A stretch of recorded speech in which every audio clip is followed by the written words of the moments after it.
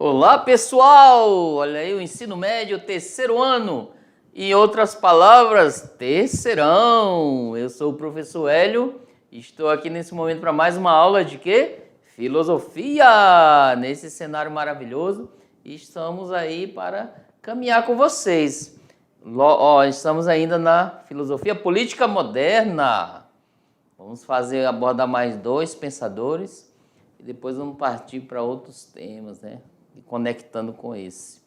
E um grande abraço aí aos professores presenciais, às professoras, né? Olha que bacana nos unirmos em favor do conhecimento para os nossos estudantes. Você mesmo. E aí, galera, vamos lá para a nossa aula de hoje? Olha só. Aula 16 aí, galera, ó. Filosofia política moderna, John Locke e Rousseau. Aí, galera, o pensamento político de Locke e o pensamento político de Rousseau, dois pensadores, tá? Eles são contratualistas, junto com o anterior que nós falamos, contratualistas. Isso vocês podem abordar lá nas aulas de sociologia, né? O contrato social. Vamos lá, olha aí uma foto figurativa deles, tá? É claro que pelo período nós temos mais nessa perspectiva, né? Gente, o pensamento político de Locke. Assim como Hobbes, ó, na aula anterior nós vimos ele, né? Esse filósofo inglês, John Locke, tá aqui, ó. Ele nasceu no século XVII, foi até o início lá do século XVIII. Também refletiu sobre a origem do poder político e sua necessidade de congregar os seres humanos, que em estado de natureza viviam isolados. Aqui, ó, isolados. Em estado de natureza, o que é isso? Vocês já podem, galera, ó. Vocês estão até imaginando, professor, a gente está aqui na nossa escola, estamos na natureza. Será que esse é estado de natureza? É um estado de natureza para eles, é o princípio de tudo. Antes do ser humano se conectar numa sociedade coletiva, né? Numa perspectiva. Exemplo, a criança ao nascer, até que ela se registre, vai lá no cartório, faz a certidão de nascimento, que em outras palavras, gente, podemos considerar de certa forma, a certidão de nascimento como um contrato social, tá? Você está delegando, né, o registro ao poder do Estado, ou seja, inclusive as pessoas que não têm a certidão, ela fica a mercê, porque não tem como dar auxílio, aumento, apoio, né, saúde, etc., para quem não tem um documento, nessa perspectiva. Então, a criança, ao nascer, até antes de registrar, pode-se dizer que está no estado de natureza, né? Não tem ainda uma formalidade dentro da sociedade. A formalidade que eu falo, tá? Claro que ela está no meio da família, lá no hospital, etc. Mas o estado de natureza é o princípio, antes de se organizar em sociedade.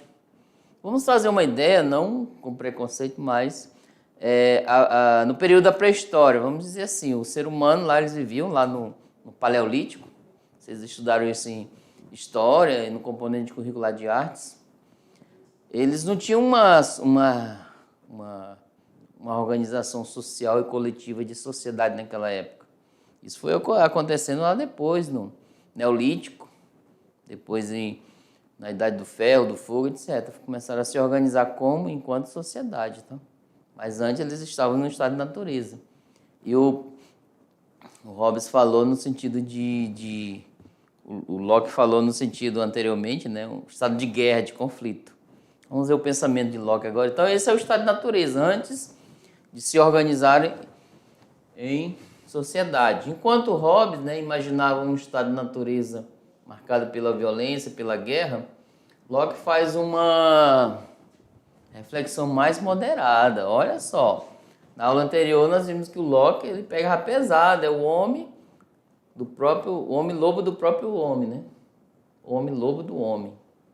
Então ele já moderou, não foi tão pesado. E olha que o próximo pensador, que é Rousseau, já vai extinguir esse pensamento. Então foi do pesado, médio E,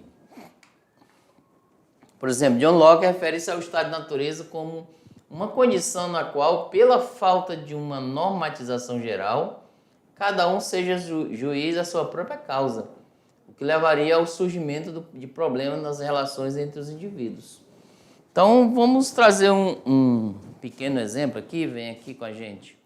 Então, assim, um exemplo, o estado de natureza segundo Locke. Hobbes, né? Locke vai dizer assim. Claro, não, Hobbes ele pegou pesado com o estado de natureza, um estado de guerra. Aí o Locke já maneirou, tá? Ó, o estado de natureza não é tão pesado assim, de conflitos. Mas assim, ele vai dizer, o Locke, que o estado de natureza é um estado em que eu sou juiz da minha própria causa. Ou seja, eu sou capaz das decisões do próprio eu em si, tá? Então, a partir daí surgiu os problemas. Exemplo, se eu sou juiz de mim mesmo, o outro também é dele mesmo. E se a gente criar uma desavenças, o outro tem a razão dele, eu tenho a minha. E agora? Qual é a verdade, a dele ou a minha? Então, nessa perspectiva, o Locke vai dizer, ó, criou problema isso, cada um ser juiz de si mesmo. Às vezes o jovem chega na casa dos pais, ô pai, eu já mando em mim, já sou homem, e vou tomar minhas decisões e seguir esse mundo. Muitas vezes muitos filhos falam isso. Isso, se você entrar na sociedade com esse pensamento, é claro que você chegou à maioridade, que é considerado pela lei, você tem que tomar suas decisões, mas enquanto você mora com os pais, as decisões é em coletivo, principalmente dos pais, tá? Sobrepondo isso. Mas é claro que chegar aqui, você falando para os seus pais, eu que decido, eu que mando, aí chega na sociedade, vai bater de frente com outra pessoa de igual valor. Poderá aí surgir algum tipo de conflito, certo? Vamos lá, olha aí. Foi mais ou menos essa ideia, ok? Assim, Hobbes, né? Locke, ele analisou as dificuldades de viver em estado de natureza. Então, tinha esses conflitos. O que exige o quê? A aceitação de um contrato social, tá aqui, ó, para construir a sociedade civil. É necessário ter esse contrato, tá? Para quê? Por exemplo, eu tenho que ter um contrato dentro para eu viver bem dentro de uma coletividade. Exemplo, quando você vai participar de uma religião, o seu contrato é imaginário, no sentido imaterial, no sentido de que você sabe que existem aquelas doutrinas que vocês têm que segui-las. Porque se você entra dentro de um exemplo que eu estou dando, tá? De uma religião, e você tem as doutrinas específicas dela e você quer ir contra. E o contrato lá que você entrou, né, tem aquele.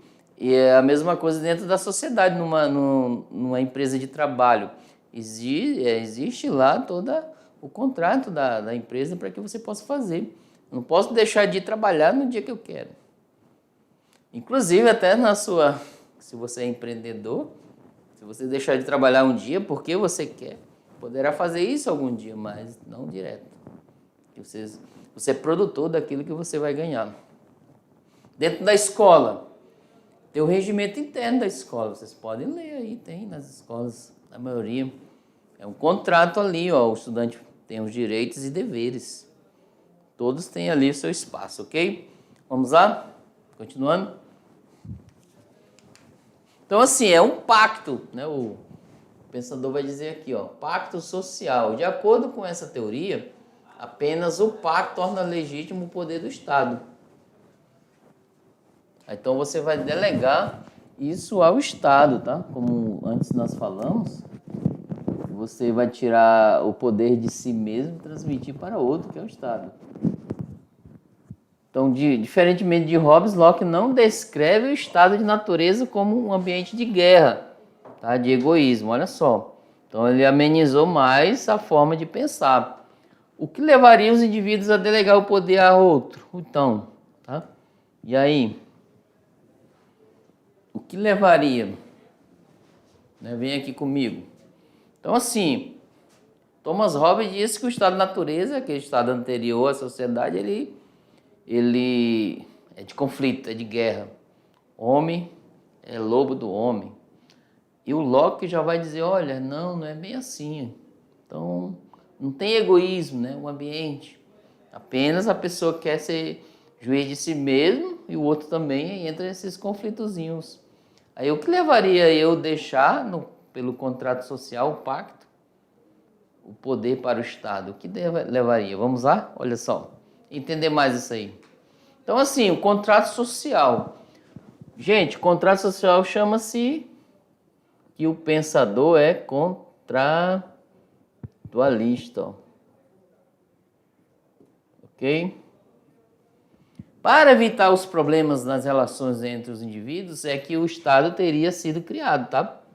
Ó, as relações. Sua função seria de garantir a segurança dos indivíduos e seus direitos naturais, como a liberdade e a prosperidade. Então tá aí. O Estado ele tem essa função, segundo o pensamento de Locke. Logo em seguida, ele concebe a sociedade política, tá aqui, ó, como um meio de assegurar os direitos naturais, e não como resultado de uma transferência dos direitos dos indivíduos para a governante e as instituições do governo. Então tá aí a resposta, ok? Então assim, a sociedade política ela é um meio de assegurar os direitos naturais, tá bom? Você vê isso aí, que direitos naturais são esses? E aí, pode falar? Que direitos naturais são que ele está falando? Gente, direito à vida, moradia, de liberdade de ir e vir, direito à dignidade humana. Isso está nos direitos humanos, na Carta Universal, né, do planeta, e também na Constituição brasileira. Né? Nessa perspectiva, vocês estudaram lá no segundo ano uma trilha que fala juventude, política e cidadania. Nós mencionamos vários pontos sobre a questão da Constituição do Brasil, dos direitos humanos. Então é nessa perspectiva, esses direitos naturais do ser humano. Então é o direito à vida, é um direito natural. Então as pessoas vão adquirindo ao longo da caminhada. Então Locke falou isso, ó, o Estado, enquanto questões políticas, ele tem o direito de assegurar os direitos naturais do cidadão. Isso é comum a ele, é delegado a ele. Não que eu transmita o meu poder para ele, assim como fez no pensamento de Hobbes. Continuando, vamos lá? Então, assim nasce a concepção de Estado liberal. Gente, já pesquise o que significa Estado liberal, tá? O liberalismo. Segundo a qual o Estado deve regular as relações entre os indivíduos e atuar como juiz nos conflitos sociais. Vamos a um exemplo? Imagine, olha só, vamos imaginar uma ideia, tá? Para que ninguém se ofenda. Imagine que está tendo um conflito aí na sua região de alguma situação. Pode ser por invasores, pode ser por questões de latrocínio, etc. Há um conflito ali na comunidade. O Estado tem que assegurar a segurança, ou seja, imediatamente você vai acionar os órgãos competentes. Seja quem for. Questões políticas. Se for antes do crime, é a PM, né? Polícia Militar. Se for depois do crime, é a Polícia Civil que vai investigar. Então, se for questões ambientais, é a Polícia Ambiental. Se for questões de incêndio, é o bombeiros. Então, a cada momento, né, o Estado tem suas instituições para que o cidadão possa solicitar para assegurar o quê? A segurança pública dele. Então é nessa perspectiva, nesse patamar, que podemos enxergar a linha de pensamento de John Locke. Vamos lá, continuando a lei. Então assim, os conflitos que surgirem, né, o Estado vai atuar como juiz. Então assim, mas deve fazer isso garantindo que aquilo que precede a própria criação do Estado, as liberdades e os direitos individuais de cada um, ok? Então, assim, por isso que as pessoas elas têm, né, direito a ser ouvida, né? Ela não pode cometer provas contra si mesmo, então ela tem direito à defesa, então vai nessa perspectiva. questões individuais da liberdade de cada um. Como se fosse um juiz, o Estado entra para lidar com essas questões aí, nessa perspectiva. Como juiz naturalista, Locke estava convencido de que os direitos naturais humanos subsistem para limitar o poder do Estado. Gente, você já pode anotar essa palavra aí no seu vocabulário, na sua agenda, no seu diário e pesquisar o que significa ela, tá? Em última instância, justificava o direito à insurreição, caso o governante traísse a confiança nele depositava. Então, assim, nessa perspectiva de Locke, né, entra muitas questões de defesa dos seus direitos. Às vezes você luta pelos seus direitos, mas o Estado em si, a questão dos órgãos, ele vai ver que também a questão do direito do outro lado.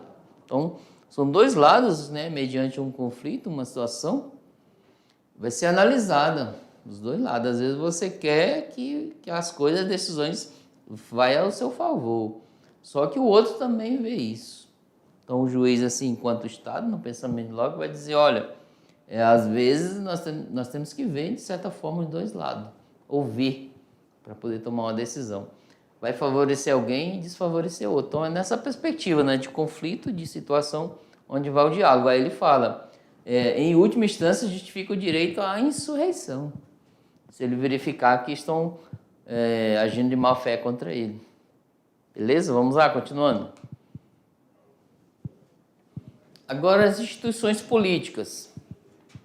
O caráter liberal de Locke revela-se na distinção estabelecida entre público e privado. Vocês já ouviram falar? Anotem aí já, galera. O que é o público, o que é o privado, tá? Âmbitos que devem ser regidos por leis diferentes, claro. Aqui, ó, por exemplo, vou dar um exemplo. Privado, né, na família. É algo... As leis regidas lá dentro é diferente daquela que é o público. Por exemplo, aqui vamos dizer aqui um hospital público. As leis são regidas distintamente, tá? Para cada situação. O poder político não deve, em tese, ser determinado por condições de nascimento, tá? Bem como cabe ao Estado garantir e tutelar o livre exercício da propriedade, da palavra e da iniciativa econômica das pessoas. Então é a questão do liberalismo aí. Então o poder não deve, em tese, ser determinado por condições de nascimento, tá? As pessoas, às vezes, você verifica essas questões, né? O poder público, o poder privado tem suas distinções em âmbitos dos lados. Então, assim, as determinações, né, de propriedade, ela tem garantia para cada um. Ela não vai ser determinada pelas condições de nascimento da pessoa, porque em muitos casos eu posso até viver lá, né, num espaço regional, migrar para outro, etc. Dentro desse aspecto de questões de liberdade de ir e vir, ok? Continuando, vamos lá. Então, assim, a teoria e divisão dos três poderes foi emboçada na obra dele, né, de John Locke, A Política, de Aristóteles, na antiguidade, mas sua consolidação se deu por meio de autores como iluministas, como John Locke e Montesquieu. Então, assim, galera, vocês lembram das primeiras aulas sobre política, lá na aula 13, nós colocamos que Aristóteles ele apresentou 3 formas de governo, certo? Então, na sua obra política, ele fala muito sobre as questões de política, de ação, de forma de governo, qual o bem comum e etc. E o John Locke, ele trouxe, né, a questão dos 3 poderes. É o legislativo, o judiciário e o executivo. Vocês já sabem o que eles fazem? Quem sabe dizer aí? Já anota e pesquisa e manda pra gente aqui, tá? Qual a função de cada um deles? Vamos lá. Qual é a função de cada um? Esse legislativo faz o quê? E o judiciário? Vem aqui comigo. Então, assim, temos, né, 3 poderes aí. Olha só, gente. Essa influência do positivismo também lá na frente veio para o Brasil. Nós temos os 3 poderes aqui. E são esses. E qual é... Vocês podem fazer para a gente aí. Qual a função de cada um? O legislativo, o judiciário e o executivo. Cada um tem uma função. Às vezes nós vemos o conflito entre si. Não se envolve aqui não se mete no nosso poder não. Então, mas é necessário ter, tá? Para ter esse diálogo, a democracia. Vamos lá, continuando? Olha lá. Então, após vocês responderem, manda para nós, ok? O legislativo é o poder... já estou respondendo, ó. É o poder que estabelece as leis de um país. Olha só que interessante. Cabe a esse poder também a função de fiscalizar o poder executivo. Olha. Gente, não é como é que fala, infiltrar e fiscalizar assim no sentido de vigiar, não, tá? Mas é fiscalização mesmo para coletividade. É composto pelo Congresso Nacional, a Câmara de Deputados, Senado, parlamentos, assembleias, e as atribuições centrais é de propor lei destinada a conduzir a vida do país e de seus cidadãos. Então tá aí. O judiciário faz o quê? Ele atua no campo do cumprimento das leis. Cabe a este poder também a função de fiscalizar o executivo. Vocês viram que cada um vai fiscalizando o outro, certo?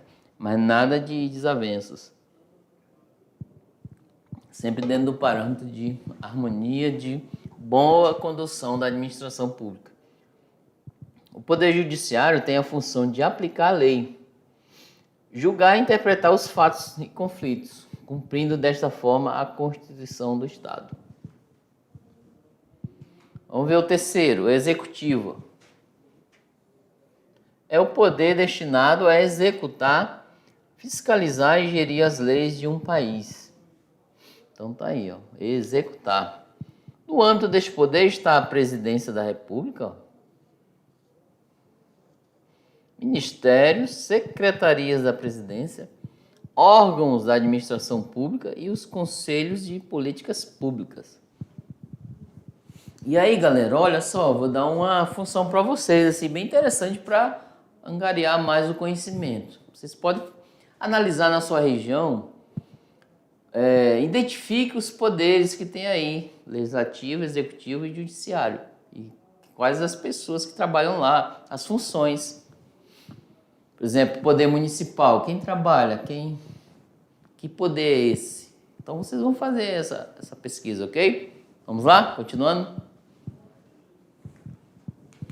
Então assim, voltando ao pensamento de Locke, como representante dos ideais burgueses, ele enfatizou a preservação da propriedade no sentido amplo, como tudo o que pertence a cada indivíduo, ou seja, a sua vida, sua liberdade e seus bens.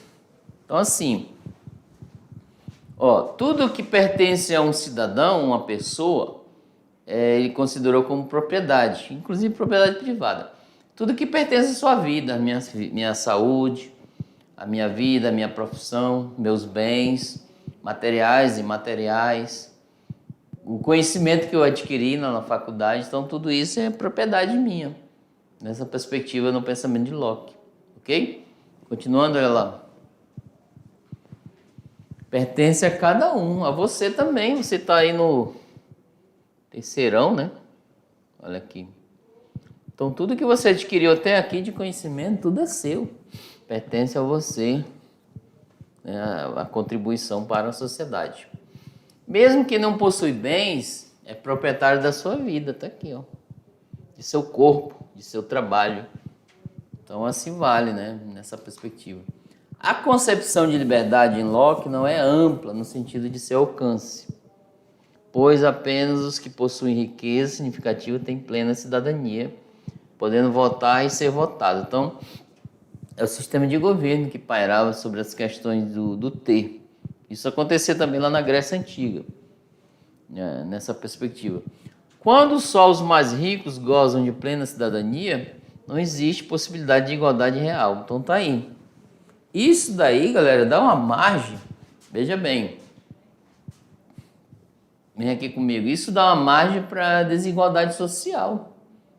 Às vezes vê uma sociedade já contemplando a questão só quem tem bens que pode ir lá para fazer a questão da decisão de voto. Isso já gera uma questão de desigualdade social. E cabe a vocês, inclusive na aula de filosofia ou sociologia ou geografia, se isso é desigualdade social ou não. Cabe um debate, uma análise, ok? Continuando, vamos lá. Em resumo, Locke ele defendia a monarquia constitucional representativa como a melhor forma de governo. A soberania deveria pertencer ao povo, que elegeria representantes para elaborar as leis. O Estado deveria interferir o mínimo, olha só, possível na vida das pessoas. Então, é nessa perspectiva. É o resumo do pensamento político de Locke, tá? Agora, pessoal, vamos pular para outro carinha. Olha aí quem é. Chamado Rousseau. Ó. Outro pensador que formulou uma teoria contratualista, ó, ele também. Então, nesse patamar, pode-se dizer que ele, né? Vamos lá, Hobbes, Locke e Rousseau são pensadores contratualistas, tá? Tem um contrato social. Foi o filósofo de origem franco-suíça de Jack Russell. Jean é o nome dele completo. Ele já é do século XVIII, totalmente, nasceu e faleceu no século XVIII. Em sua obra Discurso sobre a origem da desigualdade entre os homens, ele glorifica os valores da vida natural e ataca a corrupção, a avareza e os vícios da sociedade civilizada. Vamos entender aqui, ó. Primeiro, veio o Hobbes e disse, ó, no estado de natureza o homem é selvagem e ele é lobo do homem, que é em conflito, em guerra um com o outro.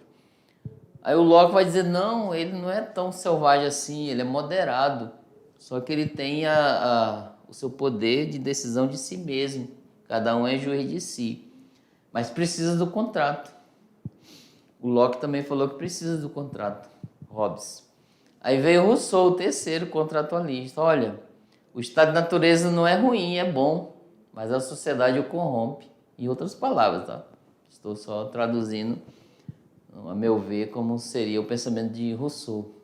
Então, assim, um que pensou pesado, um conflito, é lobo do homem, é a guerra a todo momento, tem que ter o contrato para regular isso.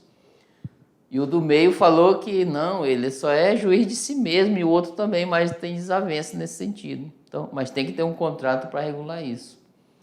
E o último vai dizer, olha, eles são bons no estado de natureza, mas é a sociedade que corrompe ele. Mas tem que ter um contrato social para regular isso. Olha que interessante a linha de pensamento desses pensadores. Inclusive foi de século, né? Um século para o outro. Século XV, XVI, XVII, XVIII. Então, quer dizer, 2 séculos, né? Então, o século XVII e XVIII. 3 pensadores com pensamento comum, que é o contrato social, mas com pensamento diferente no estado de natureza e dentro da sociedade. Vamos lá, continuando para entender, olha aí. Então, assim, o estado de natureza e o contrato social, no pensamento de Rousseau. Ele examina o estado de natureza de maneira mais otimista, ó.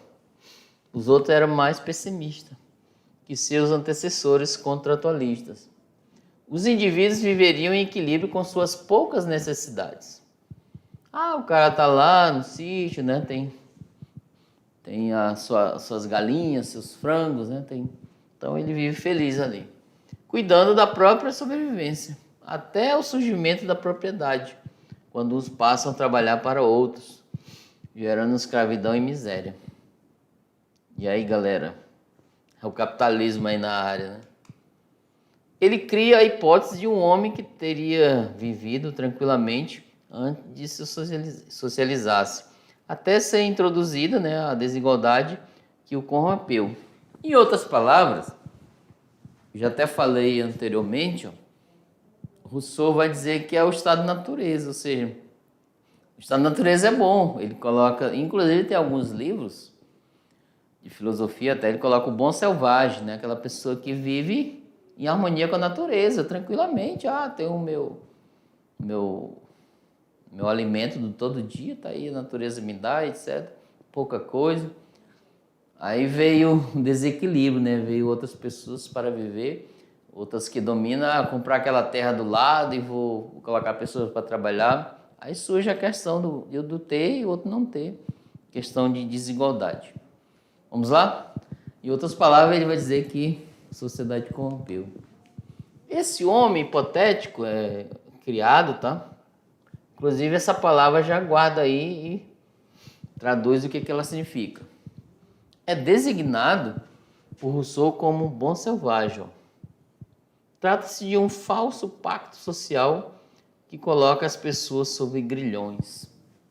Então tá aqui a família em harmonia, um desenho bem para identificar. Há de se considerar a possibilidade de outro contrato verdadeiro e legítimo, pelo qual o povo esteja reunido sob uma só vontade.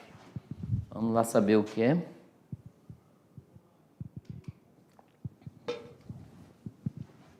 Soberano e governo.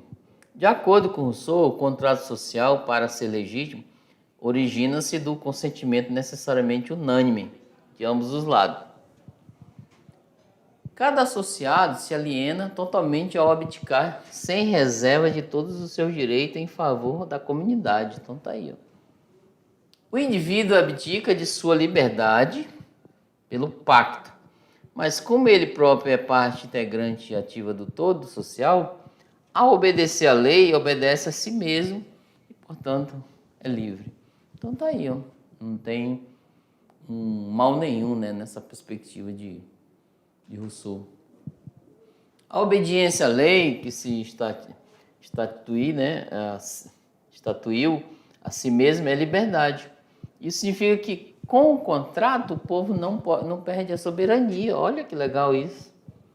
Porque o Estado criado por ele não está separado dele. Está incluso ali. Essa teoria é inovadora por distinguir os conceitos de soberano, governo, né? Atribuindo ao povo a soberania inalienável. Aí entra um pouco da perspectiva da democracia. Naquela questão que significa a democracia. Vamos lá. Já colocaram aí, vem aqui comigo. Já colocaram aí na sua agenda, no seu diário, no seu vocabulário aí, democracia. Demos é uma comunidade que vivia na Grécia Antiga, que é a origem da palavra, tá? A etimologia. Então, aquela comunidade da região Demos, eles vinham para a praça, ao ágora, para debater sobre as questões políticas. Então, Demos, que é, né, aquela comunidade, e kratia é poder. Então, a democracia. Então, de certa forma, aí a questão do pensamento de Rousseau, né, pelo contrato social, você não fica alienado significativamente a ele, mas não, você faz parte do Estado. Em outras palavras, você é o Estado, você é o povo, né? É uma espécie de democracia. Você também tem voz e vez, etc. Vamos lá, continuando? Então, assim, cada associado nada perde de fato. Porque a soberania do povo, manifestada pelo poder de legislar, é inalienável, isto é, não pode ser representada, tá? Então tá aqui. O conceito de vontade geral. Rousseau preconiza a soberania popular, isto é, a participação de todos os cidadãos nas deliberações legislativas que dizem respeito à sociedade. Ele distingue dois tipos de participação na comunidade. Como soberano, o povo é ativo e considerado cidadão, né? Ao exercer igualmente a soberania passiva, assume a qualidade de súdito. Então tá aí, ó, dois tipos de participação. O mesmo indivíduo é cidadão quando faz a lei e é súdito quando ele obedece e submete. Então tá aqui, ó. Enquanto eu, por exemplo, fui escolhido para fazer parte da equipe para decidir algumas questões lá do Legislativo, decidir algumas leis. Aí, enquanto eu também sou súdito, eu tenho que seguir aquilo que foi criado por mim, ajudei a criar. Então, leis, imagine eu ajudar a criar uma lei que não vai servir para mim também. Então, o Rousseau vai dizer nessa perspectiva, ok? Vamos lá, continuando. Embora seja contratualista, ele se posiciona contra o absolutismo, tá? Ele ultrapassa o elitismo de Locke ao propor uma visão mais democrática. Tá aqui, ó. De poder, que empolgou políticos como Robespierre e leitores como Marx. Então tá aí, galera, nossas referências foram usadas nessa aula, e algumas mais, né, com imagens, etc. E obrigado por ter ficado até aqui nessa aula. E olha só, não sai daí não, daqui a pouco a gente volta. Vamos lá. Um grande abraço e até a próxima. Tchau, tchau.